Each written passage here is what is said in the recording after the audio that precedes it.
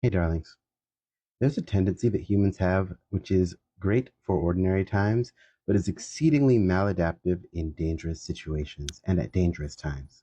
During a tense or stressful or highly elevated or otherwise activated moment, our first inclination is always to say, calm down. We are also inclined to various degrees not to let people get too grandiose with their ideas about a situation, about themselves, or about anyone else. And yes, ordinarily, when we are trying to figure out what's going on in the situation or if someone's experiencing something that is heightened, a good idea is indeed to get them to calm down so that we can figure out what's going on, get all the information, and then make a determination on what to do next.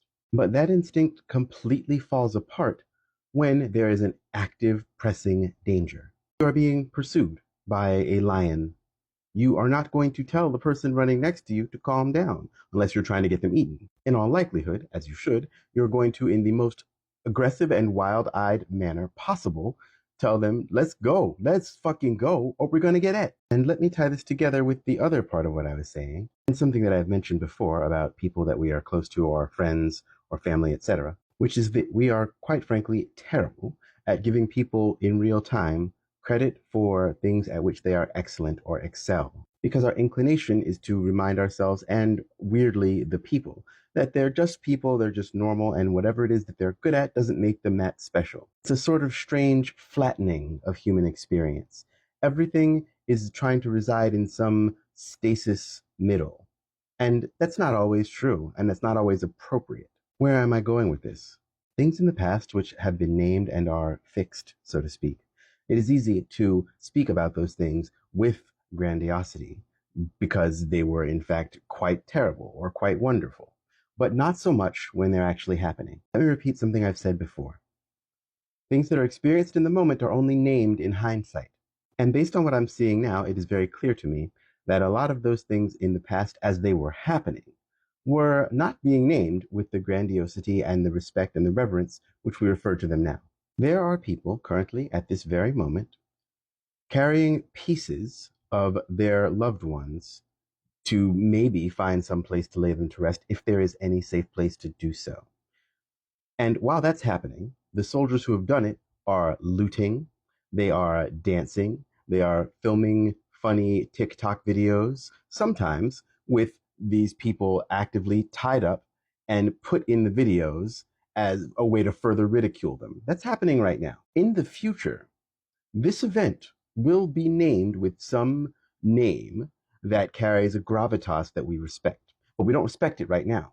And obviously, I'm not talking about all of us because some of us understand what we're seeing and are doing our very best to fight against it. But that sort of knee-jerk instinct to be like, oh, well, it couldn't be that bad. And like, well, nobody's all bad. There must be something I'm missing. And, even though things do seem a little bit wild over there, like there's got to be some explanation and there's got to be some way we can handle this that is calm and measured and through the proper channels. What I'm saying to you, and I want you to hear me, there is not a single motherfucking thing to be calm about right now. Whether we're just talking about the thing I'm talking about, or we're talking about the fact that there are flowers blooming in Antarctica, whether it's the fact that 1 in 39 people, maybe 38 people, has the disease that we're not supposed to talk about, even though it is absolutely raging right now.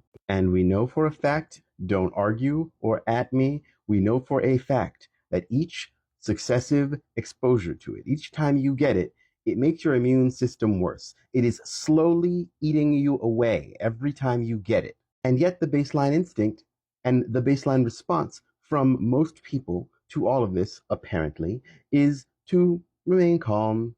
Ties to one of the fundamental elements of supremacy culture, which is social cohesiveness is much more important than truth.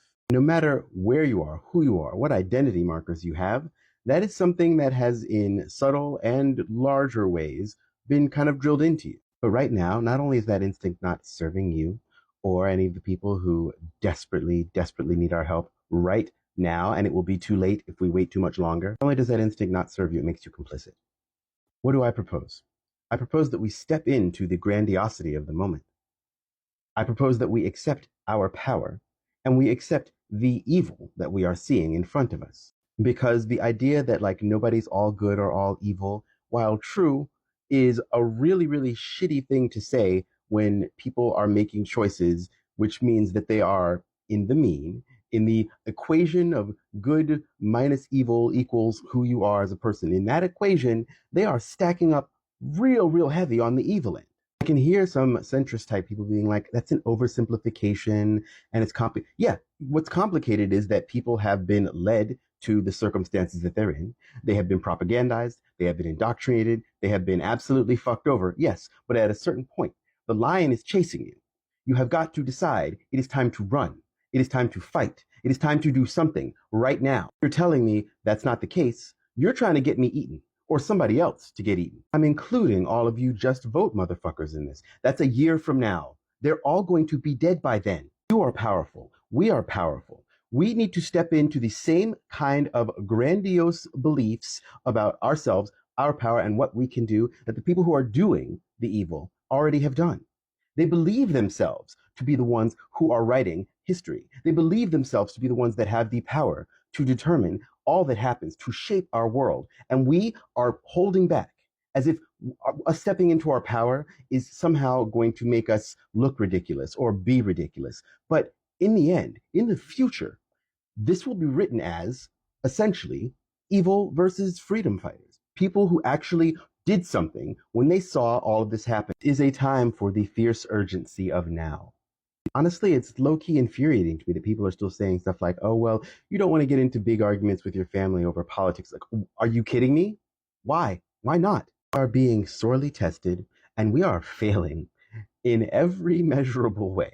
Individual people and people as a collective are infinitely powerful. We are not powerless. That is a lie of this system. We are the ones who write reality. But you can't fight every fight.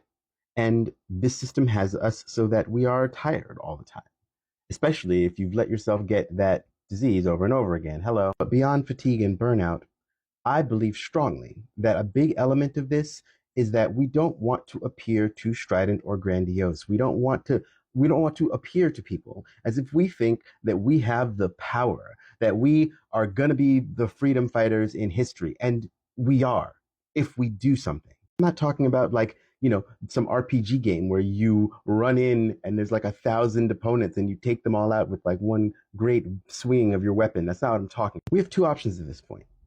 Either the history books will say that we were part of the people who bravely and against gigantic odds stood up to systems that had taken control of the world. We stood up to them, we shut them down, and we changed the world for the better. We believed in each other.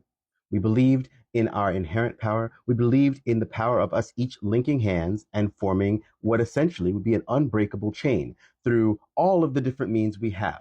It's either that or there will be no history books because we will all be done for. Be cringe about it. Be as cringe as you need to be, because the only reason that being cringe is such a problem is for the things I mentioned earlier, is that we want everybody to remain calm. No one do too much, no one be weird, no one be out there. And who does that serve? The only thing being cool as a cucumber is going to get you right now is being chopped up and put in a salad. Right now, the scales are out of balance. We are seeing tons of extremely grandiose evil. And we're seeing some, but not enough, of the type of good that we need to fight it. And yes, those terms are an oversimplification, but at a certain point, it makes sense. Cliches become cliches for a reason. Sometimes it's the best and easiest way to say something.